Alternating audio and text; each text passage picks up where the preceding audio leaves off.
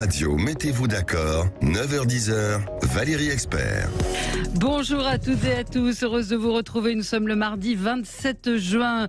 Aujourd'hui, pour commenter l'actualité, Sophie de Menton. Bonjour Sophie. Bonjour. Chef d'entreprise, présidente du mouvement éthique. Kevin Bossuet, professeur d'histoire en Seine-Saint-Denis. Bonjour Kevin, Valérie. Ça y est, vous vous préparez à apprendre l'écologie à vos élèves. Mais bien sûr, mais je le fais depuis toujours. Mais il faudrait vous déguiser en drag queen. Oui. Non, là, il faut peut-être pas exagérer. On va pas commencer sur ce débat tout de suite. Jacques Miard, bonjour, maire LR de Maison Lafitte. Salut et fraternité à vous. Et nous avons Alexis Bachelet qui ne devrait pas tarder à arriver, maire adjoint à Colombes et ancien député PS. Alors, on va parler de la visite d'Emmanuel Macron à Marseille, faire le tour du Vieux-Port pour trouver un emploi. C'est ce qu'il a dit à une femme qui l'interpellait. Il a raison. Bah oui, il a raison. Et ce matin, j'entendais Patrick Roger ou la revue de presse de Benjamin Glaise. Et effectivement, je crois que c'est la Provence qui a pris au mot ce qu'a dit le président de la République. Ils ont trouvé 13 emplois. Ils ont trouvé 13 emplois. Emmanuel Macron veut le collège de 8h à 18h dans les quartiers prioritaires. Vous-même, Kevin, vous êtes dans un quartier. C'est pas quartier prioritaire, oui, mais nous, on ferme à 17h35. Donc bon. Quand même, ça peut valoir une grève, ça. Ouais, 5 minutes de plus. Et puis le Conseil d'État tranche sur le voile dans le sport. Enfin non, on n'a pas encore tranché. Enfin, il doit trancher sur le voile dans le sport. Le rapporteur s'y est déclaré favorable. Que des sujets qui font débat, bien évidemment. On commence avec vos coups de cœur, vos coups de gueule. Kevin Bossuet, c'est un coup de cœur pour vos élèves. Oui, un coup de cœur pour les plus de 800 000 élèves qui passent aujourd'hui l'épreuve d'histoire-géographie au brevet des collèges. C'est vrai que le brevet des collèges... Vous êtes prof d'histoire-géographie. Je suis prof d'histoire-géographie et là, mes élèves ont commencé à composer puisqu'il est 9h04. Alors, vous connaissez les sujets ? Non, j'attends avec impatience, évidemment. Non, mais un coup de cœur quand même parce que le brevet, ça reste... un examen important, on parle beaucoup du baccalauréat, mais c'est quand même 4 années de travail pour se préparer à cet examen. Et puis le collège, ça reste important, ça reste là où on se construit, on construit l'adolescence, c'est là où on acquiert les derniers savoirs fondamentaux avant parfois d'aller dans la voie professionnelle. Donc voilà, il faut en parler. Donc c'est vrai, mais qu'est-ce qu'on peut faire aujourd'hui avec juste le brevet ? Pas grand-chose. Mais il y a aussi une valeur symbolique. Il y a le fait de se préparer toute une année pour un examen, la fierté de l'avoir. Il y a aussi de plus en plus de bourses au mérite pour ceux qui ont une mention au brevet. Oui, bien sûr, il y en a qui ne l'ont pas, mais il y a 90% de réussite. Évidemment que c'est davantage symbolique qu'autre chose, mais je pense que ça fait partie du processus mais c'est vrai que dans la vie d'un adolescent. Ouais. Sophie a raison, à une époque, le brevet, ça marquait une étape pour ceux qui ne voulaient pas et on pouvait poursuivre. Faire quelque chose avec le brevet. Oui, je suis d'accord, mais c'est un peu comme le bac. Qu'est-ce que ça vaut aujourd'hui le bac ? Plus grand-chose, évidemment. Mais bon. Bon pauvre monsieur. Voilà, c'est très bien de passer à Vous êtes d'accord, Jacques Miard ? Non, mais moi je crois que Kevin a raison sur un point majeur, c'est qu'il faut habituer nos enfants à avoir des objectifs et surmonter et passer des obstacles. Donc il fut un temps où, moi je me souviens, ma grand-mère me disait, quand elle avait réussi le certificat d'études, tout le village disait, elle a réussi son certificat d'études. Et donc, c'est plus dur que le bac. Et maintenant, c'est le brevet. Et donc, il faut que nos jeunes sachent et, je dirais, s'arment pour la compétition et s'arment à passer des obstacles. Et donc, ça, c'est très important. C'est la raison pour laquelle il faut le maintenir et il faut encourager nos élèves en disant, tu travailles pour obtenir ton brevet. Alors, question, est-ce que vous ne pensez pas, je suis tout à fait d'accord avec vous, et est-ce que vous ne pensez pas qu'on devrait rendre ces examens plus difficiles chez les jeunes ? Non mais attendez, chez les jeunes, on est en train de dire qu'il faut payer pour c'est pas les examens qui sont difficiles, c'est le niveau. Le niveau, justement, il faut qu'il y en ait plus qu'ils ratent. Parce qu'ils vont travailler plus, parce qu'on fera attention. Je suis désolée, les jeunes disent aujourd'hui, c'est la blague qui court, faut payer pour pas avoir le brevet. Oui. Non, mais je suis d'accord. Mais de là, évidemment qu'il y a un effondrement du niveau. Évidemment que les élèves ont beaucoup moins de connaissances qu'avant. Mais en même temps, ils savent faire plus de choses qu'auparavant. Ils savent manier les outils informatiques. Ils ont davantage, sans doute, de réflexion sur l'analyse des textes, etc. Disons que les attendus ont un peu évolué. Ensuite, le brevet des collèges, sa philosophie, ce n'est évidemment pas de sanctionner les élèves pour la suite. C'est comme l'a dit Jacques Miard, c'est une étape importante qui permet d'avoir d'avoir des objectifs, qui permet aux élèves de devenir davantage adultes, parce que passer un examen, ce n'est pas rien. Voilà, c'est ça la philosophie. Après, n'en faisons pas quelque chose qui n'a plus de sens. Voilà, c'était un coup de cœur. Sophie, c'est un coup de gueule. Alors, c'est un coup de gueule, enfin, c'est un étonnement. Hier, certains parmi nos auditeurs ont peut-être su et vu que sur BFM Business, qui est une chaîne quand même très discrète, il y avait le débat entre les deux candidats à la présidence du MEDEF. Les élections auront lieu le 3 juillet. Il s'agissait de Patrick Martin et de Dominique Carlac. Et je suis sidérée pour le moindre fait divers, enfin, non péjoratif, mais ce qu'on peut faire, ce que ça peut tourner en boucle, le buzz, etc. Il n'y a pas eu une alerte sur les téléphones, il n'y a pas eu une alerte sur Internet. Je suis désolée. Et si c'était un débat entre deux futurs présidents syndicalistes, on en ferait un buzz pas possible. Là, c'est le futur président du MEDEF. On veut un dialogue social en France. Ils sont deux. Il y a une femme sportive de haut niveau que j'aime beaucoup, qui est très différente dans son style. Je me prononcerai pas de Patrick Martin, qui est un industriel qui a une entreprise familiale. C'est intéressant, ils ont abordé tous les sujets, le partage de la valeur, etc. Donc on peut pas indéfiniment parler des choses sans s'intéresser à ce qui se passe. Ça va être la personne qui va diriger, être président du MEDEF, c'est-à-dire de ceux qui vont négocier, qui vont, comme on l'a fait récemment avec les syndicats d'ailleurs, sur le partage de la valeur, ils ont fait un texte qui va d'ailleurs être revu à l'Assemblée. Bon, et alors là, c'est un peu quand même, est-ce que c'est pas le rôle des médias un peu d'en parler? Pas un peu, pas une alerte, nulle part. Alors que vous avez n'importe quoi, vous êtes abreuvé d'informations circulaires. Donc je voulais vous dire que on doit pouvoir le regarder d'ailleurs. C'est pas simple, c'est pas voilà une émission humoristique, mais ça nous concerne vraiment. Et je crois qu'il faut s'intéresser à ça. Un auditeur nous dit MEDEF, ou une auditrice, pardon, MEDEF et social, ce n'est pas compatible, Sophie. Alors, MEDEF et social, figurez-vous, chers auditeurs, que 80% des Français aiment leur entreprise, que 80% sont contents, il y en a 10% qui aiment les hommes politiques et 10% les médias. Ensuite de ça, c'est vrai, là où vous avez raison, c'est que les statistiques sont pas très bonnes, parce qu'il y a 27% qui sont complètement indifférents au MEDEF, on peut comprendre, et il y en a que 35%, je crois, qui apprécient le MEDEF. Mais non, le social, arrêtez de dire ça. Où est-ce que vous avez lu ça? Où est-ce que vous avez appris ça? Que le MEDEF, c'est pas social. C'est absolument faux. Les entreprises aujourd'hui, elles sont tributaires de leurs salariés et c'est bien. Ça a changé. On est obligé, d'ailleurs, on voudrait monter les salaires. Enfin non, j'en ai ras-le-bol d'entendre ça. Du patron bashing ras-le-bol d'ailleurs. Bon, c'était un coup de. Non mais oui, Sophie, Jacques oui, je voudrais juste ajouter une chose. En réalité, Sophie a raison. Sur le fond, comment se fait-il que les médias n'aient pas traité cette affaire? C'est tout simple. C'est qu'en France, on ne parle pas de politique industrielle. Or, la politique industrielle, ce sont les entreprises, avec bien sûr les syndicats, bien sûr les experts, bien sûr l'État.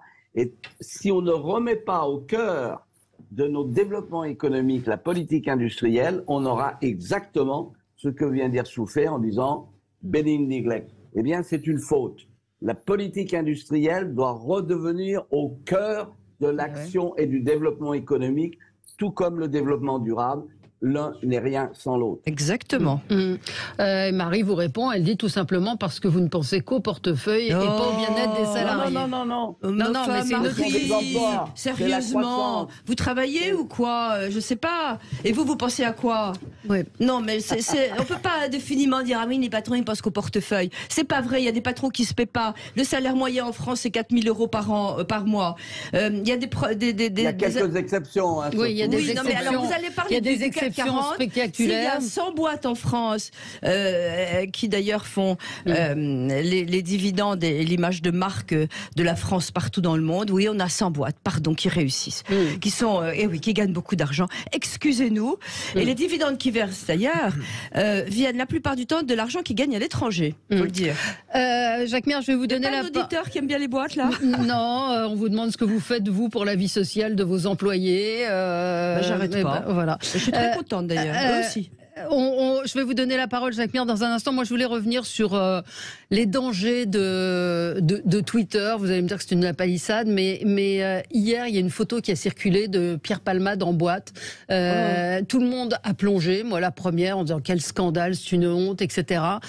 Et il y a un journal qui a fait son boulot, à savoir Ciné Télé Revue, qui a appelé la boîte de nuit en question, qui a précisé que Pierre Palmade ne s'était pas rendu dans cet établissement le week-end et que les images dataient de bien avant le terrible accident. Voilà. Et c'est vrai qu'il faut faire extrêmement attention avec les images, avec ce qu'on voit sur Twitter et l'emballement médiatique. Avec l'intelligence artificielle, ça risque d'être 10 fois pire parce qu'on peut composer complètement des scènes, mettre les personnages dans des endroits très facilement. Enfin, ça va être très dangereux, ça. Non, vous avez vu circuler ça hier. Il n'y a pas d'image juste, il y a juste des images. C'est-à-dire qu'à un moment, on peut tout faire dire à une image, il faut toujours contextualiser, vérifier la source, hiérarchiser les sources. Et ça, c'est un formidable exemple pour l'éducation aux médias que l'on doit mener auprès de nos élèves. Bien sûr. On se retrouve dans un instant sur Sud Radio avec vous. À tout de suite.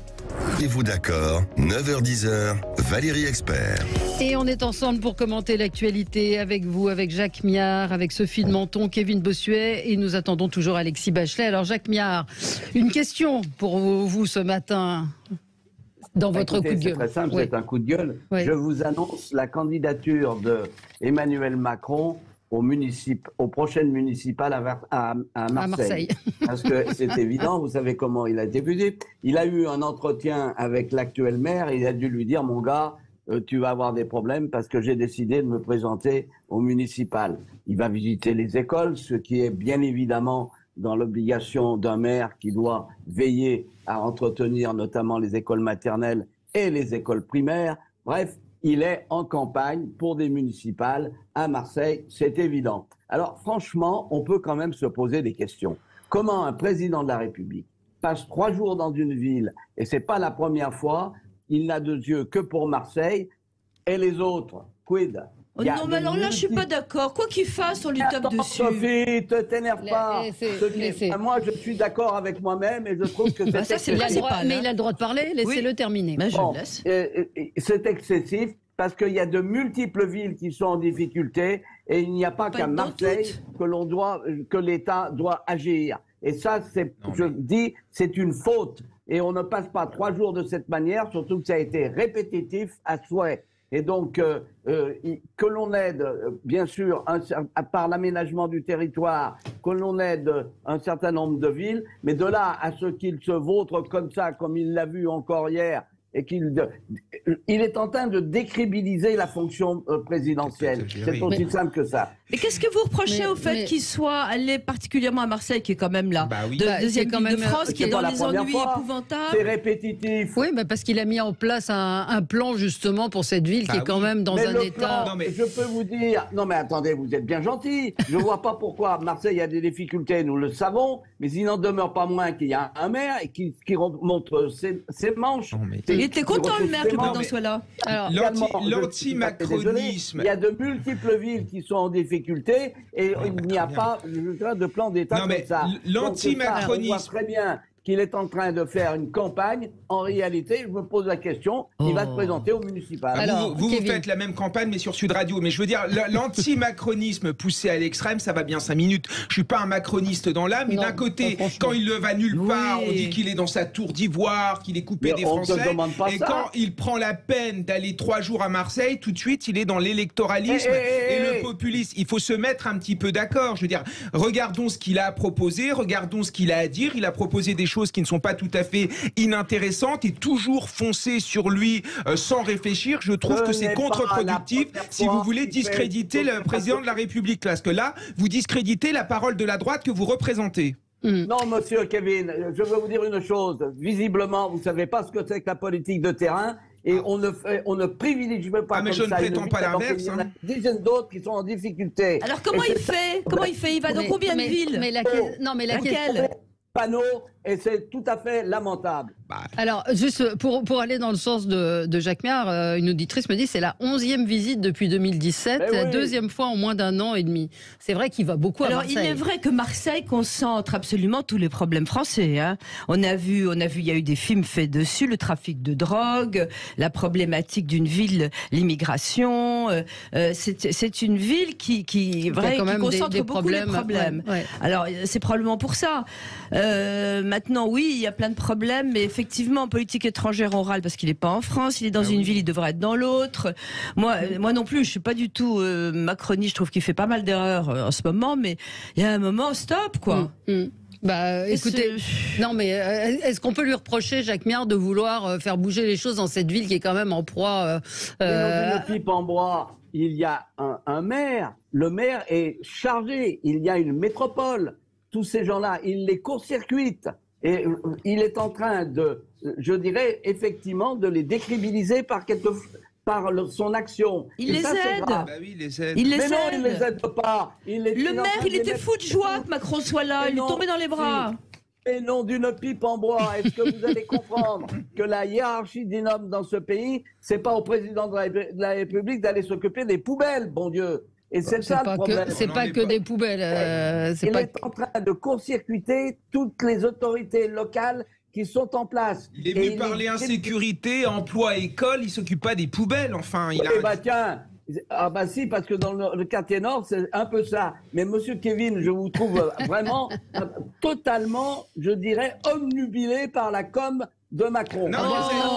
J'essaie juste d'être juste, Jacques, c'est tout.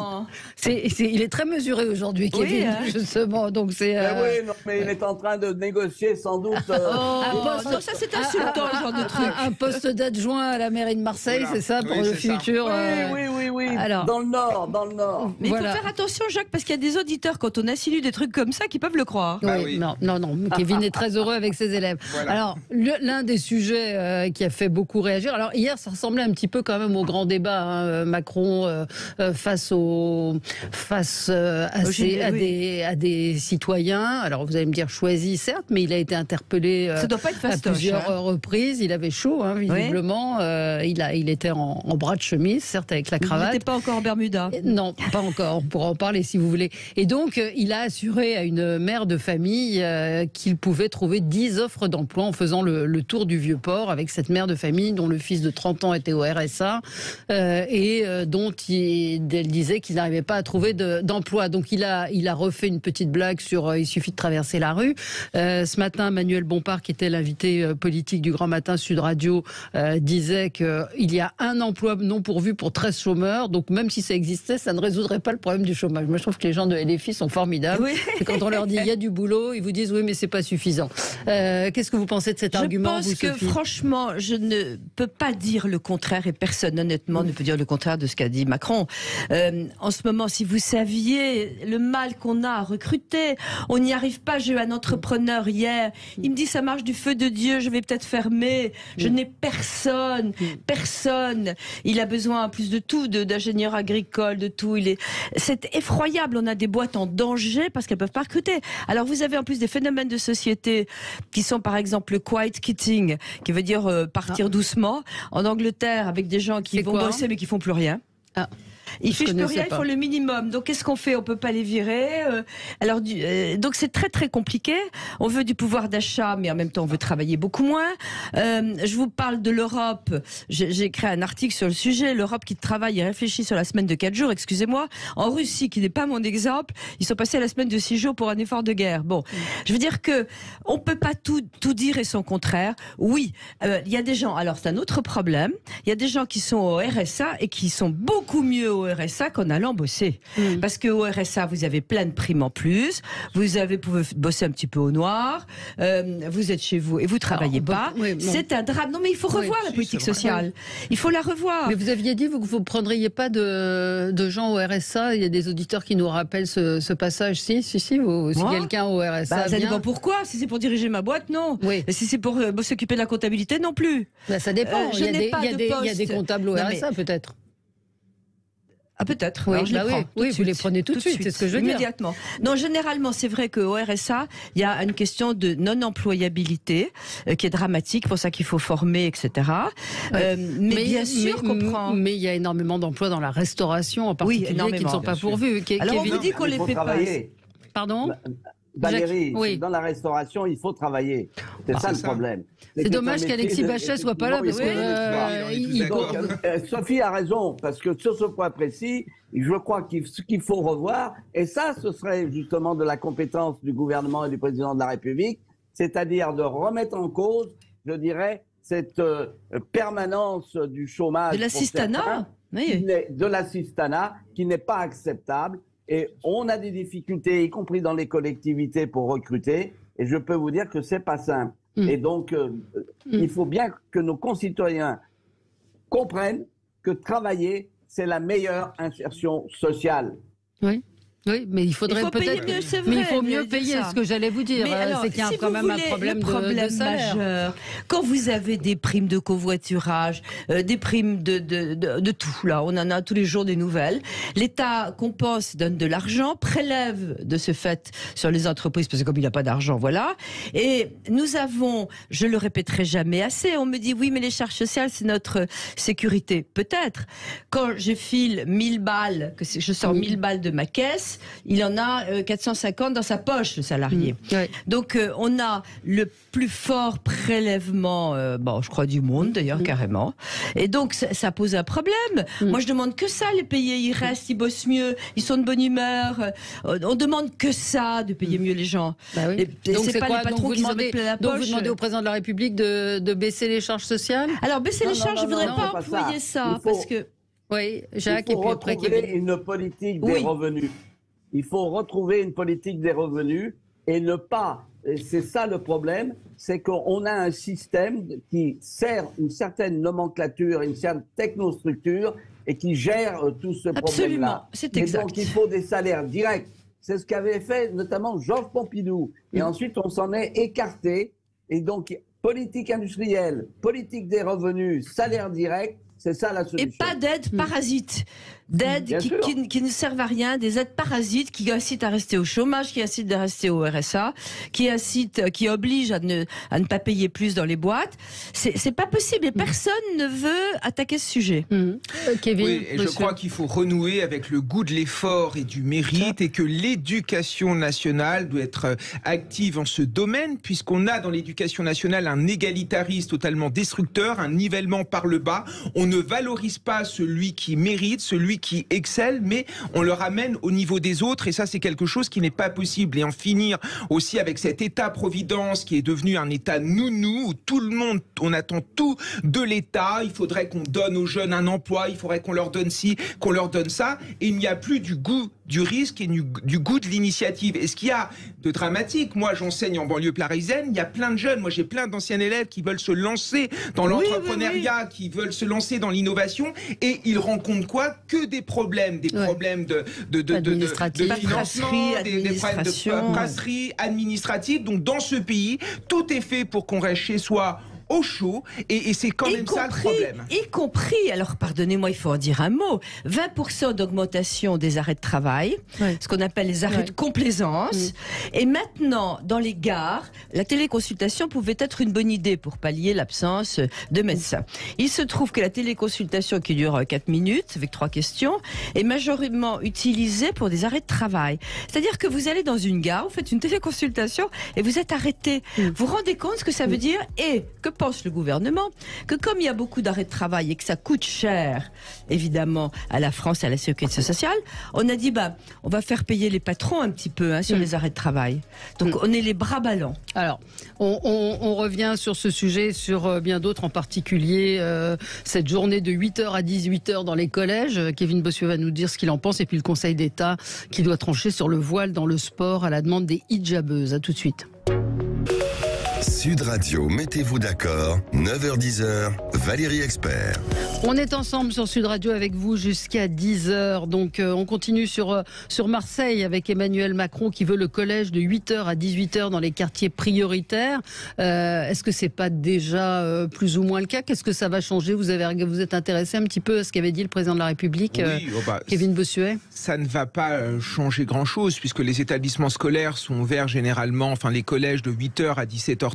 Mais je pense que la philosophie du président de la République, c'est véritablement de mettre en avant le système devoir fait, le soutien aux élèves en difficulté, puisqu'à partir de la rentrée 2023, l'heure de soutien sera obligatoire en 6e. Ouais. Donc il est vrai que souvent les élèves les plus en difficulté ne peuvent pas se faire aider à la maison.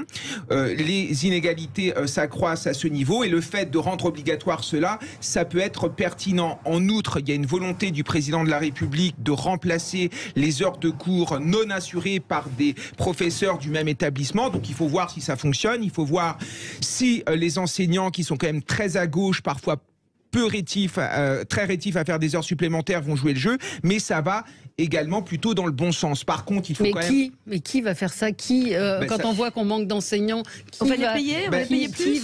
Qui va assurer ces heures? En fait, ça s'appelle le PAC, c'est-à-dire qu'à partir de la rentrée 2023, les enseignants vont pouvoir s'engager pour des missions supplémentaires en contrepartie d'une augmentation de leur rémunération. Donc on va voir si les enseignants sont preneurs, mais ça permet de régler le pouvoir d'achat des enseignants et ça permet en effet que tous les élèves puissent avoir des heures de cours acceptables et puissent bénéficier de soutien scolaire. Le dispositif de forfait est déjà mis en place, ça porte ses fruits, ça permet aux élèves de s'améliorer, voilà, donc ça fonctionne vraiment. Alors après, je suis moins d'accord avec l'espèce de certification, savoir vert ou je ne sais pas trop quoi. Je pense qu'il faut véritablement axer notre énergie sur l'apprentissage des savoirs fondamentaux, lire, écrire, compter et respecter autrui, parce que quand on se retrouve dans une classe de 3e où vous avez moitié des élèves qui ne sait pas placer l'Afrique ou l'Amérique sur une carte, ça pose quand même question. Alors, je voudrais aller dans le sens de Jacques Miard.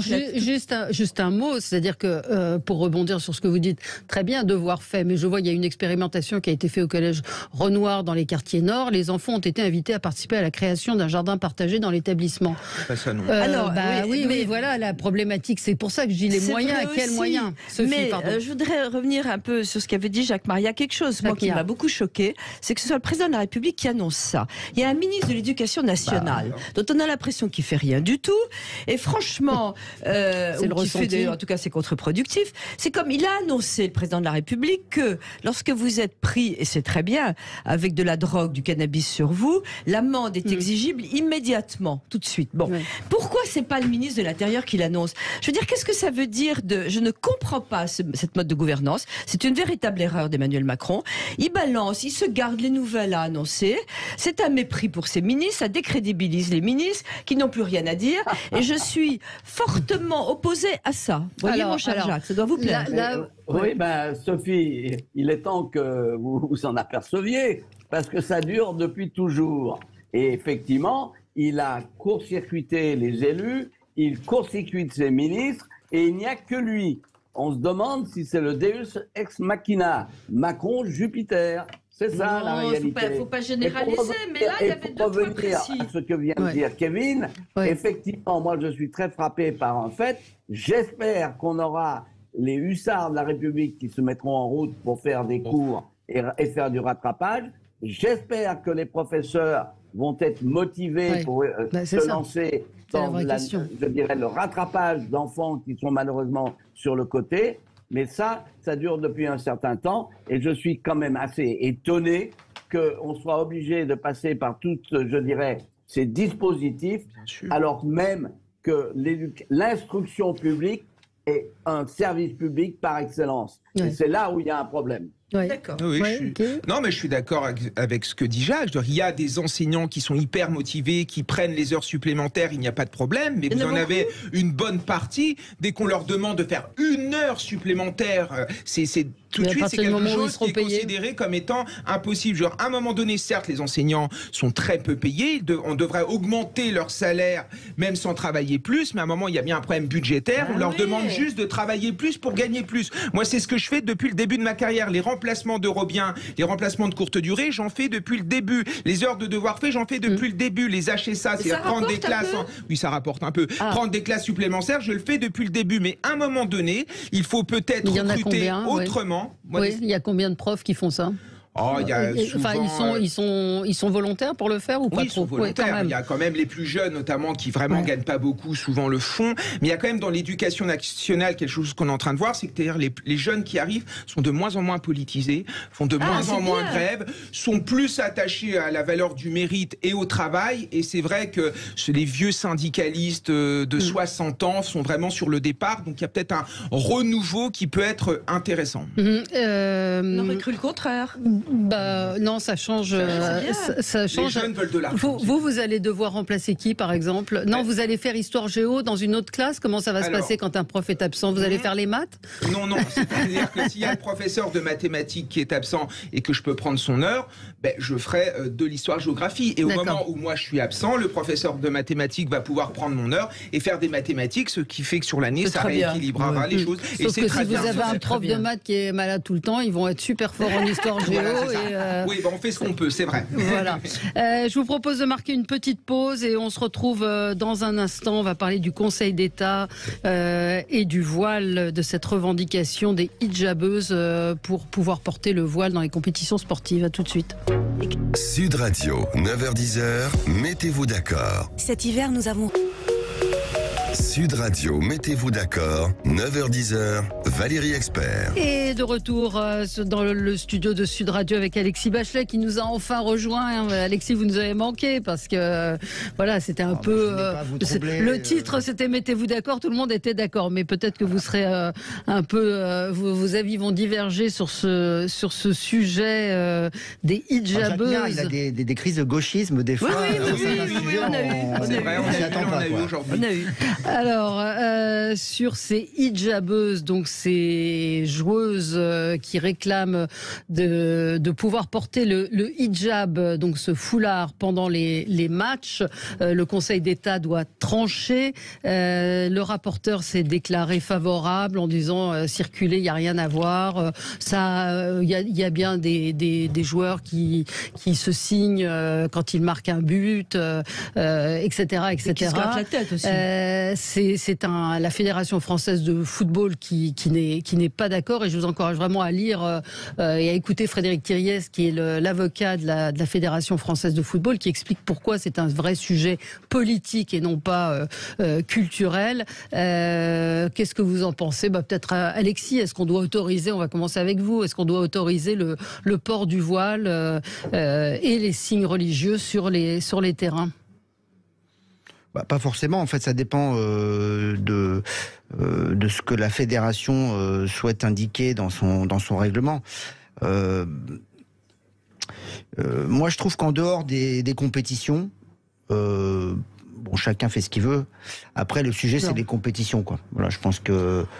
c'est un bon argument, ça.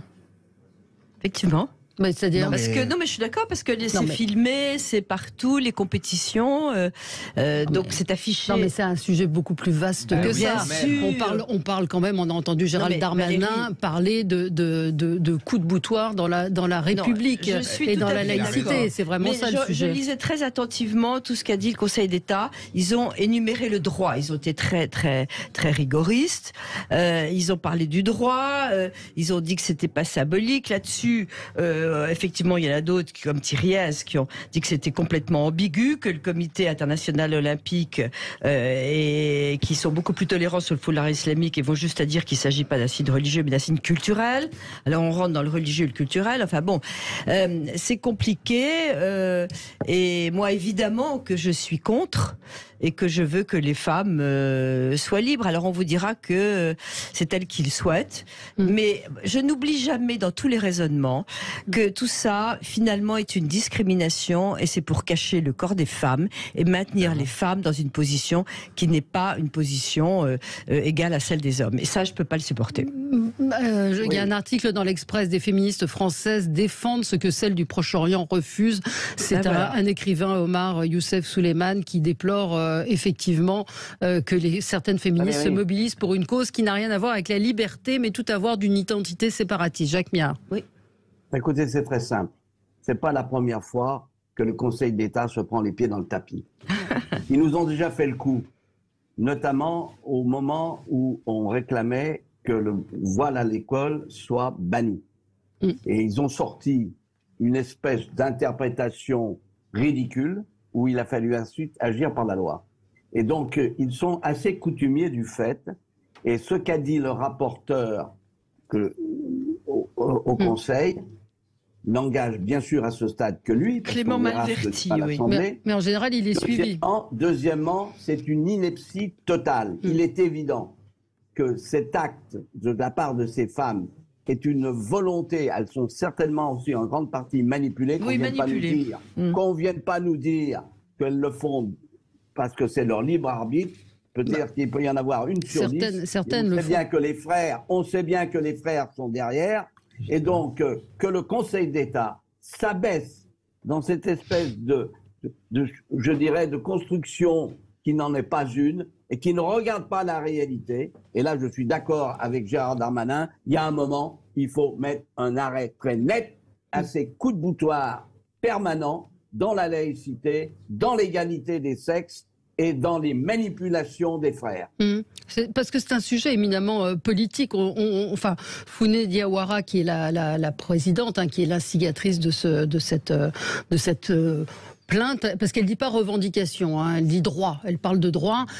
Sa sœur est très active dans le milieu frériste, une militante dans l'organisation Syria Charity. C'est pas quelqu'un d'isolé, il y a un dessein politique derrière ça. C'est évident. Le hijab est un instrument au service de l'islam politique. Oui. Qu'est-ce que c'est? Ça sert à marquer la différence entre le monde des hommes et le monde des femmes. C'est un rejet des valeurs occidentales, des valeurs de la République, et parmi ces valeurs, il y a l'émancipation, notamment des femmes. Et moi, ce qui m'inquiète, c'est la montée de l'islamisme dans le sport français. Déjà, Jean-François Lamour, au début des années 2000, lorsqu'il était ministre des Sports, parlait des clubs communautaires. Vous avez dans certains clubs, notamment de foot, des jeunes qui refusent, par exemple, de serrer la main à des femmes, qui refusent d'avoir des entraîneuses femmes. Enfin, ça pose quand même question. Ou même au judo,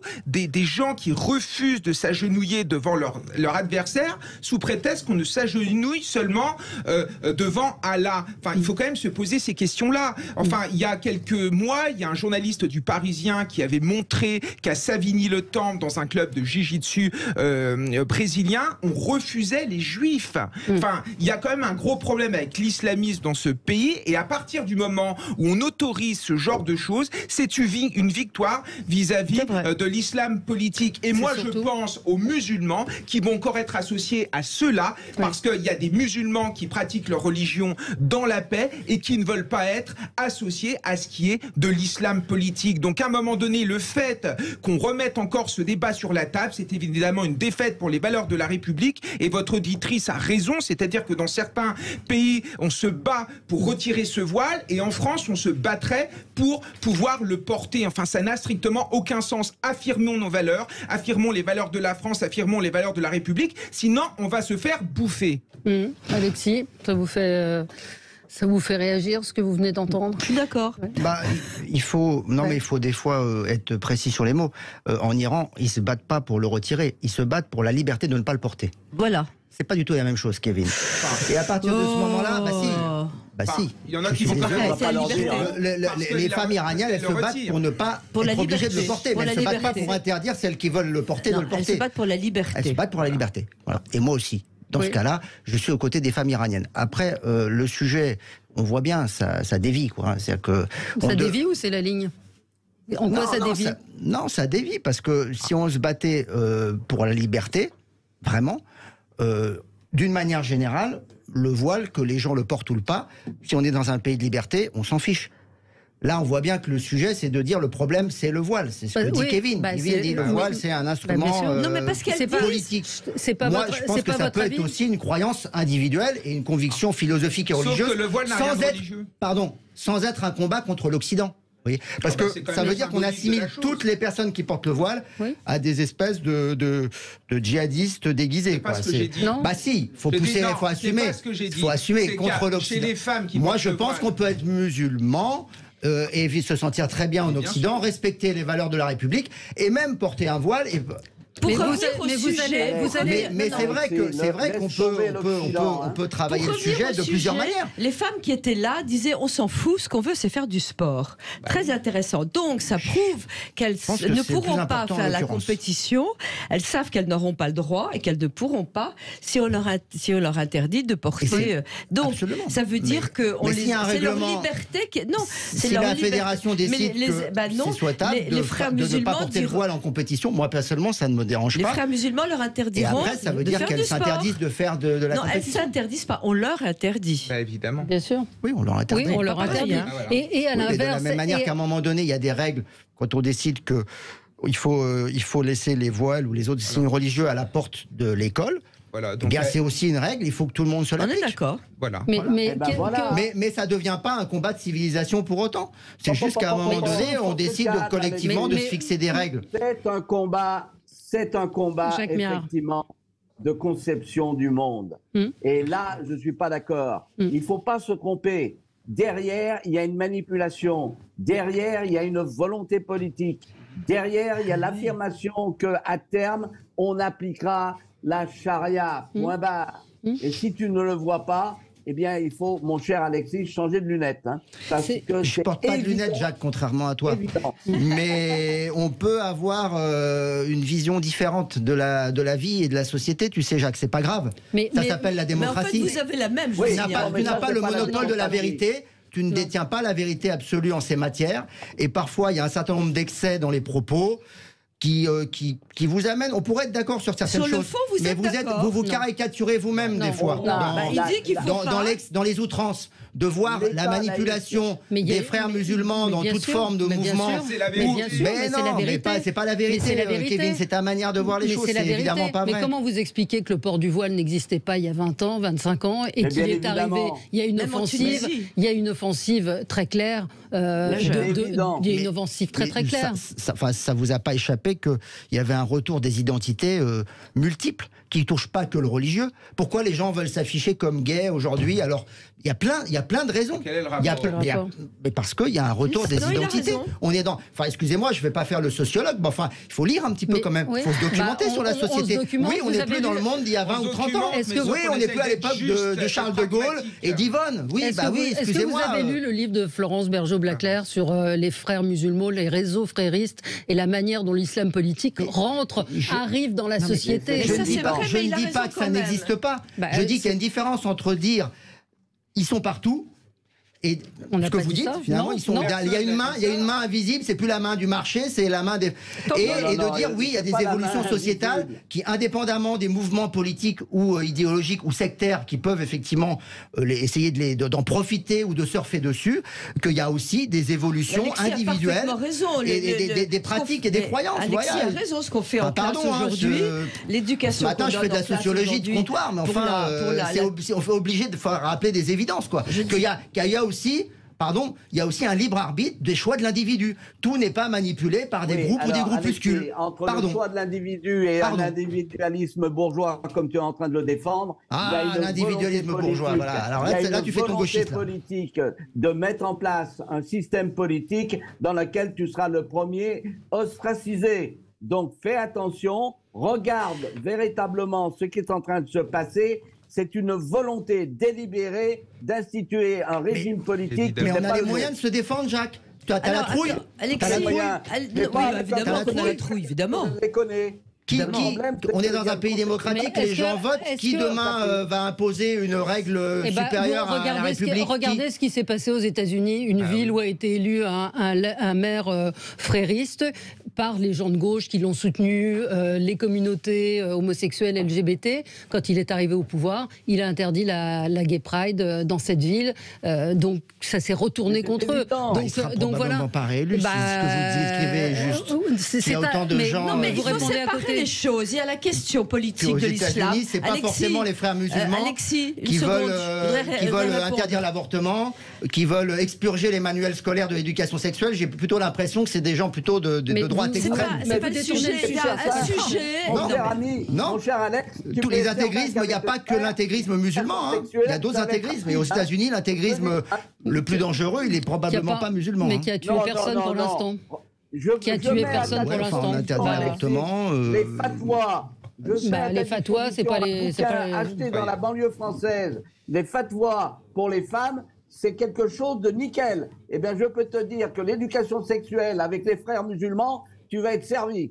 Mais la question aussi qui se pose aussi, c'est que si on accepte le voile dans les jeux, enfin dans le sport, ça veut dire que des athlètes qui venaient sans voile parce que c'était la règle vont devoir se voiler avec la pression qu'il va y avoir. Alors, je voudrais quand même dire un tout petit mot parce que c'est très intéressant comme sujet. Il y a deux sujets. Il y a effectivement la mainmise d'un véritable continent où l'islam, il y a une religion qui veut mettre la main qui déteste la civilisation occidentale. Ça, c'est une chose. Mais il y a, et ce que vous avez dit, Alexis, c'est tout à fait juste, c'est le retour des identités qui est très inquiétant. Parce que le fait de mettre effectivement éduquer les enfants de 5 ans en leur demandant s'ils veulent un garçon ou une fille, le wokisme qui débarque, les excès aux États-Unis, tout ça, c'est des retours d'identité qui sont tous aussi dangereux. Pas aussi dangereux qu'une religion qui veut avoir la mainmise sur l'Occident, mais c'est vrai que ce retour des identités explique que c'était des sujets qui étaient, il y a 20 ans, inexistants. Oui. Bon, mais écoutez, on va voir ce que va dire le Conseil d'État. Alexis a l'air sceptique. Vous avez l'air sceptique. Non, j'attendais la minute wokiste pour. Vous voulez répondre ? Elle est là. Sophie a raison parce qu'on a eu des problèmes avec les États-Unis. Parce qu'aux États-Unis, quand vous voyez que la scientologie est une religion, eh bien, les bras m'en tombent. Mais bon, c'est vrai. Mais là, c'est que les États-Unis nous cherchent des noises, effectivement, en disant qu'on serait religieux ou anti-religieux. Ça, on s'en fout. Mais il y a un moment, les sectes, on ne veut pas les admettre. Non. C'est pas la même culture tout à fait non plus. Enfin, il y a un retour dans le monde très inquiétant d'identité violente. On se retrouve dans un instant pour l'émission Média. Merci à tous les 4 de ce débat. Désolé, Alexis, vous êtes arrivé. On aurait aimé vous entendre je suis arrivé vraiment au bon moment là. Voilà. Parfait. Non, parce que sur le RSA aussi, c'était. On aurait aimé vous entendre. C'était bien. Allez, on se retrouve nous dans un instant pour parler d'une nouvelle émission sur M6 dans l'émission Média. À tout de suite.